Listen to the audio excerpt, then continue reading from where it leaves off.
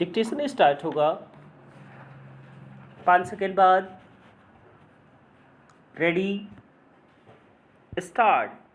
यह सही है कि अमेरिका ने एक साहसिक कार्रवाई में ईरान में मार गिराए गए अपने विमान के पायलट को बचाकर अपनी सैन्य क्षमता का प्रदर्शन किया, पर इसकी भी अनदेखी नहीं की जा सकती कि ईरान जवाबी कार्रवाई करने में सक्षम बना हुआ है।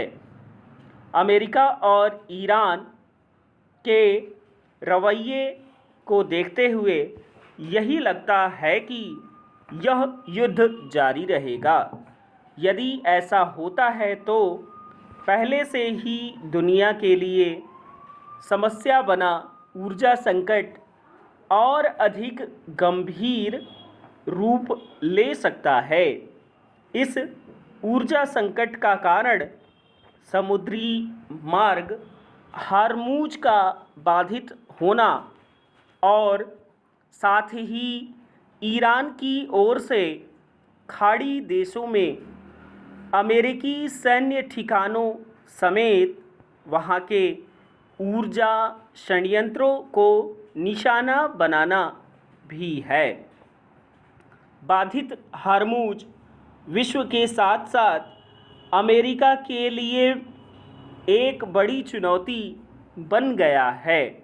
यदि अमेरिकी राष्ट्रपति ट्रंप हार्मूज मार्ग खुलवाने के लिए अपने दावे के अनुसार ईरान पर भीषण हमले करते हैं तो भी यह कहना कठिन है कि वे अपने लक्ष्य को हासिल करने में सफल हो जाएंगे।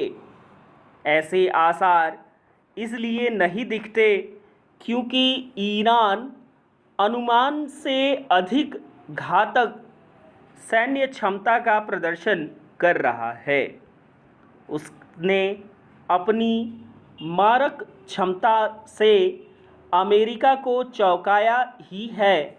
यह मानने के पर्याप्त कारण है कि अमेरिका ने इजराइल के साथ मिलकर ईरान पर हमला बोलने के पहले उनकी सैन्य क्षमता का सही तरह आकलन नहीं किया। यदि अमेरिका इजराइल का साथ नहीं देता तो इस युद्ध की नौबत ही नहीं आती। स्पष्ट है कि अमेरिकी राष्ट्रपति ने ईरान को वेनेजुएला समझा और अपने अहंकार के चलते बिना कुछ ज़्यादा सोचे विचारे उस पर हमला बोल दिया।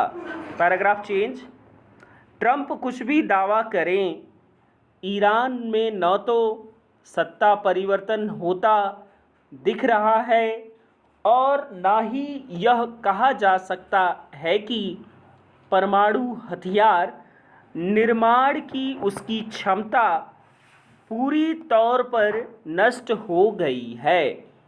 ट्रंप पहले ऐसे अमेरिकी राष्ट्रपति नहीं जिन्होंने मनमाने तरीके से किसी अन्य राष्ट्र में सैन्य हस्तक्षेप किया हो, लेकिन इतना अवश्य है कि वे कुछ ज़्यादा ही मनमानी का परिचय दे रहे हैं।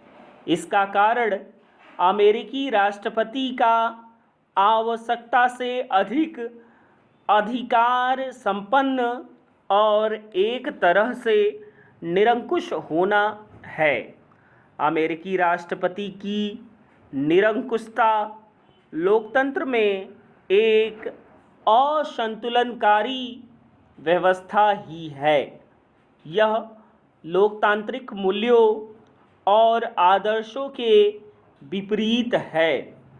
ट्रंप का रवैया शायद ही बदले, लेकिन अमेरिका के लिए इस पर विचार करना आवश्यक है कि अपार शक्तियों से लैस अमेरिकी राष्ट्रपति कैसे पूरी दुनिया के समक्ष संकट खड़ा कर देता है। यह ठीक है कि लोकतंत्र होने के नाते आगामी मध्यावधि चुनाव में ट्रंप को राजनीतिक रूप से नुकसान उठाना पड़ सकता है, क्योंकि उनकी लोकप्रियता तेज़ी से गिर रही है, लेकिन फ़िलहाल तो उनके मनमाने एजेंडे पर कोई रोक लगती नहीं दिख रही है। विराम।